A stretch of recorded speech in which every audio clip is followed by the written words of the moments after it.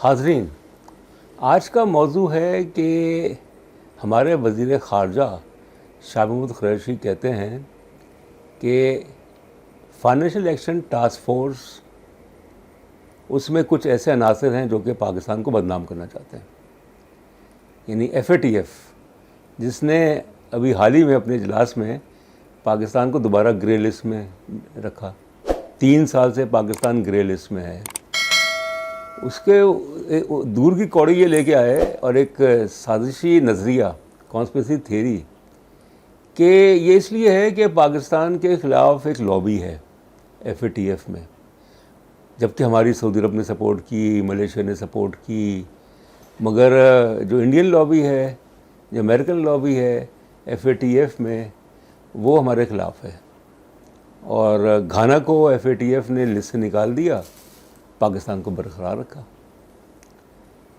تو اس پہ ہم بات کرتے ہیں کہ اس میں کہاں تک سچائی ہے، کہ کیا پاکستان جو ہے، جو سارا کا سارا سلسلہ ہے FATF کا، منی لانڈرنگ کا، اس پہ وہ اوروں کو بلیم کرے، اور عناصر کو بلیم کرے۔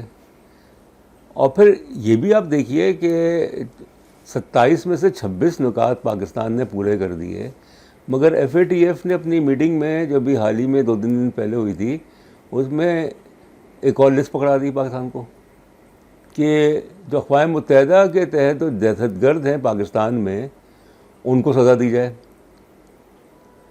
ان کو سزا کیوں نہیں دی جاتی؟ کہ ہمارا جو عدالتی نظام ہے وہ اس طرح کا ہے، ہماری پروسیکیوشن جو ہے وہ کمزور ہے۔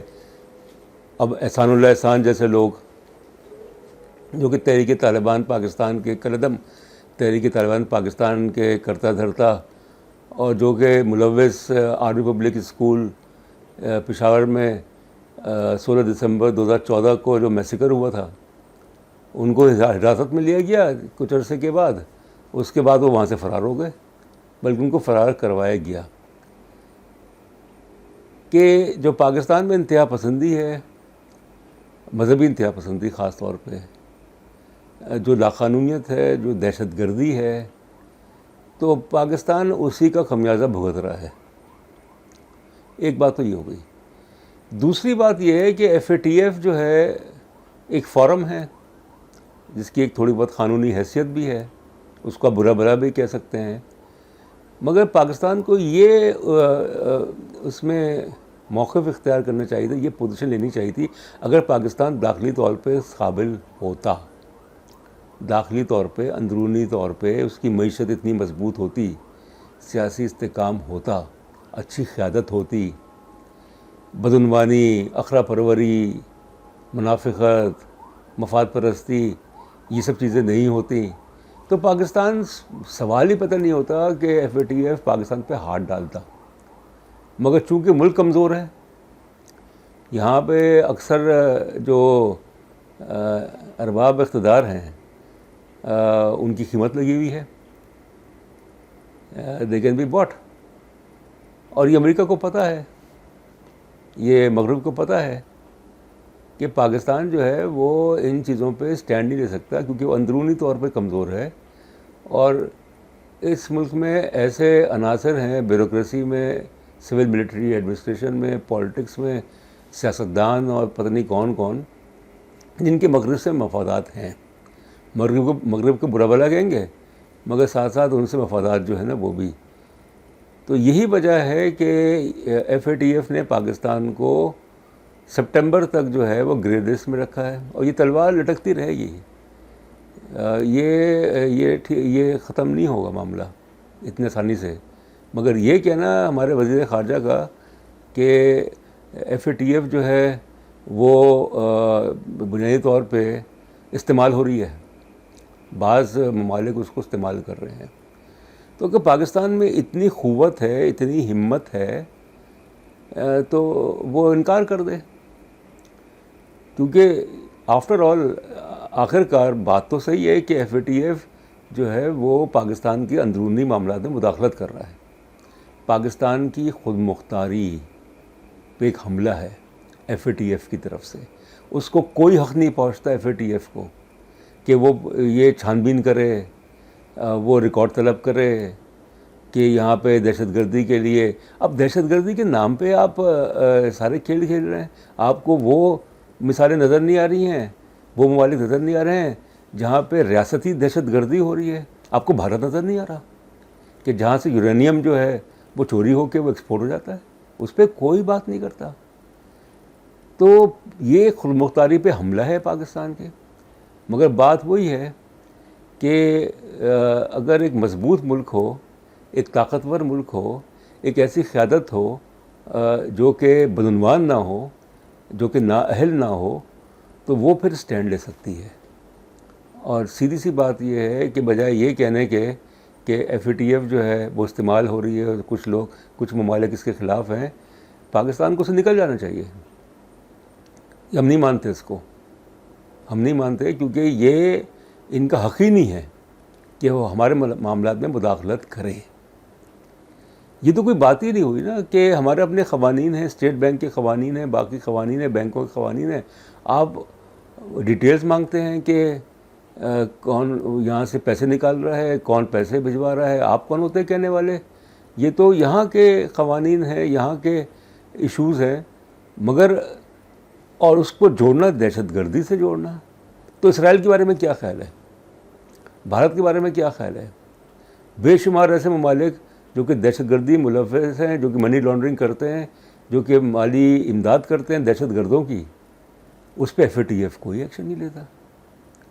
اب لے دے کہ ان کو پاکستان مل گیا، کیونکہ ان کو پتہ ہے کہ پاکستان جو ہے اس کو اس پہ دباؤ ڈالنا آسان ہے. اور ہم جناب اتنے زیادہ اوبیڈینٹ ہیں، اتنے زیادہ کہ ہم ان کی ہر بات مانتے جاتے ہیں، جو کہ ہماری خود مختاری پہ حملہ ہے. یہ چین کے ساتھ کیوں نہیں ہوتا؟ یہ ترکی کے ساتھ کیوں نہیں ہوتا؟ یہ ملیشیا کے ساتھ کیوں نہیں ہوتا؟ مگر بات تو دوسرا پہلو بھی ہے کہ جب یہاں پہ لشکر طیبہ، جیش محمد اور تحریک طالبان پاکستان، تحریک لبیک اور بے شمار ایسی مثالیں جنہوں نے ریاست کی اتھارٹی کو چیلنج کیا، جنہوں نے قانون کو اپنے ہاتھ میں لیا، اور ریاست جو تھی وہ بے بس رہی. تو یہ چیز جب ریاست جو ہے وہ بے بس ہو جائے، اور ریاست کے اندر ہی جس کو ہم انگریزی میں جس کو کہتے ہیں روگ ایلیمنٹس ہوں، جو کہ پرورش کریں دہشت گرد تنظیموں کی اور جماعتوں کی، تو ظاہر ہے کہ پھر اس سے باہر والوں کو تو موقع ملے گا کہ افغانستان پہ کوئی بات نہیں کر رہا، پاکستان سے بات کر رہے ہیں کہ پاکستان سے دہشت گردی ہو رہی ہے، کہ یہاں پہ جو ہے محفوظ پناہ گاہیں ہیں. مگر یہ چیز تو شروعات سے تو پہلے سے ہی کہ یہاں پہ جو جہادی کلچر، اور جس طریقے سے اسامہ بن لادن کو برآمد کیا گیا ایبٹ آباد کے جو کمپاؤنڈ گیریزن شہر، کسی کو پتہ نہیں تھا کہ اسامہ بن لادن اپنی 2 بیویوں 3 بیویوں اور کئی بچوں کے ساتھ وہاں پہ رہ رہا تھا 5 سال سے. نہیں پتہ تھا کیا؟ ویسے تو جاسوسی کرتے ہیں، ہر طرح کی جاسوسی کرتے ہیں. تو ان کی جاسوسی کی صلاحیت جو تھی وہ اتنی زیادہ ناکام ہو گئی کہ انہیں معلوم ہی نہیں تھا کہ اسامہ بن لادن جو ہے. تو اب اس پہ کچھ نہیں ہوا. ایبٹ آباد کمیشن کی رپورٹ جو ہے کوئی اس پہ کارروائی نہیں، کچھ نہیں ہوا. تو یہ سب چیزیں ہوتے ہوتے پھر فائنینشیل ایکشن ٹاسک فورس اس نے اپنا کام دکھایا کہ دہشت گردی کی آڑ میں کہ پاکستان سے پیسہ جو ہے وہ دہشت گردوں کے لیے. مگر بات تو ہے کہ مشرف کے زمانے تک اور حال ہی تک ہر اکثر دکانوں پہ، مارکیٹس میں چندے کے جو ہے وہ ڈبے رکھے ہوئے ہیں، اور چندہ جو جہاد کے لیے دیا جائے. پتہ چلا کہ وہ تو خود کش بمبار ہیں کہ تقریباً 1 لاکھ کے قریب پاکستانی جو ہے وہ شہید ہو چکے ہیں، مر چکے ہیں 9/11 کے بعد. اور پھر بھی ہم بدنام ہوتے ہیں، پھر بھی ہمیں برا بلا کہا جاتا ہے، کیونکہ ہمارے یہاں ایسے لوگ ہیں جن کا ہیرو اسامہ بن لادن ہے، جن کا ہیرو جو ہے وہ باقی جو جن کے ہیرو جن کا انتقال ہو گیا، جو تحریک لبیک کے خادم حسین رضوی، وہ ان کے ہیرو. تو اب یہ چیزیں آخر ہمیشہ تو نہیں چلتی کہ ہم ایک ایسی دنیا میں رہ رہے ہیں جس کو کہتے ہیں گلوبلائز ورلڈ. اور یہ دنیا جو ہے یہ اس میں ٹیکنالوجی، اس میں معلومات، اس میں جو اطلاعات، وہ تمام چیزیں جو ہیں وہ ہوتی ہیں کہ ہمیں واچ کیا جا رہا ہے، سیٹلائٹس ہیں، ہم چھپ نہیں سکتے، مگر پھر بھی وہی حرکتیں کرتے ہیں.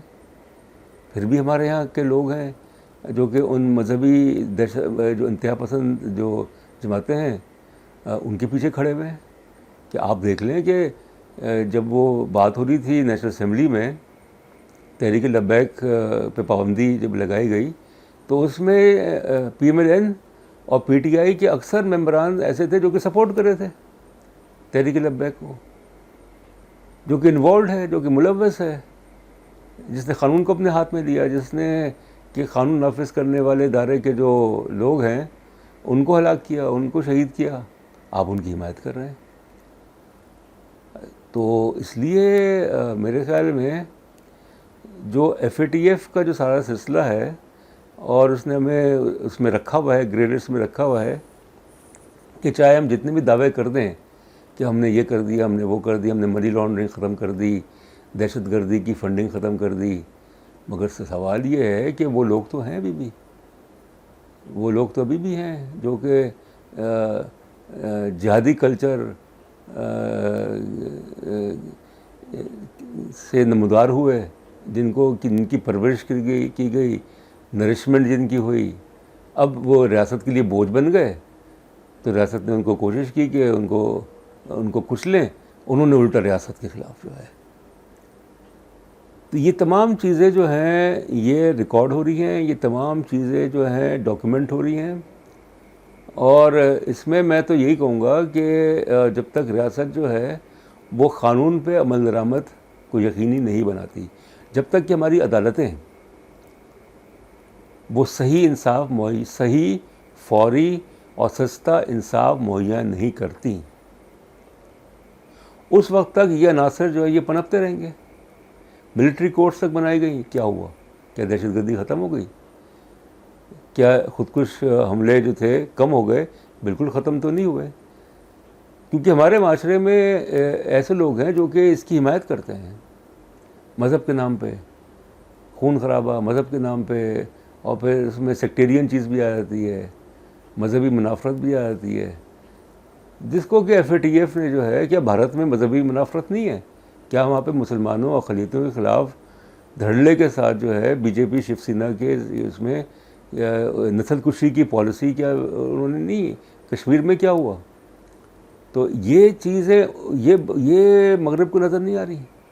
اسرائیل نے 2 ہفتے تک غزہ کی اینٹ سیڑھ بجا دی، اقوام متحدہ کچھ نہیں کر سکی، ایک ریزولوشن پاس نہیں کر سکی، امریکہ جو ہے ویٹو کرے. مگر پاکستان کے اس لیے کہ انہیں پتہ ہے کہ پاکستان جو ہے وہ ایک ترنے والا ہے. ہماری خوش فہمی یہ ہے کہ ہم جو ہیں ترنے والا نہیں ہے. تو بھئی آپ نے تو ثابت کر دیا کہ آپ دباؤ میں آ جاتے ہیں، کہ آپ ہاں پھر بھی یہ ہے کہ ہمارے ارباب اقتدار کہتے ہیں کہ بھئی کہ ہم امریکہ کو جو ہے وہ فوجی اڈے نہیں دیں گے، ہم طالبان کے خلاف کوئی ملٹری آپریشن نہیں کریں گے. پھر ساتھ ساتھ یہ جو عمران خان صاحب ہے وہ یہ بھی کہتے ہیں کہ طالبان کے بارے میں کہتے ہیں کہ طالبان جو کابل پہ قبضہ نہ کریں، کابل پہ قبضہ نہ کریں. ایک طرف تو آپ کہہ رہے ہیں کہ ہم ان کے خلاف کوئی ایکشن نہیں لیں گے، پھر آپ ان سے یہ بھی اپیل کرتے ہیں کہ وہ کابل پہ قبضہ نہ کریں. تو بات یہ ہے کہ مانسٹر جو ہیں وہ بنانے میں، مانسٹر بنانے کی فیکٹری لگی پاکستان میں پچھلے 30-35 سال سے، اور اس فیکٹری کی وجہ سے ہمیں جیش محمد، ہمیں لشکر طیبہ، سپاہی صحابہ، تحریک طالبان پاکستان، تحریک لبیک پاکستان، اس سے بے شمار آپ کو ملیں گی مذہب کی بنیاد پہ فرقہ وارانیت کو فروغ دینے کے لیے.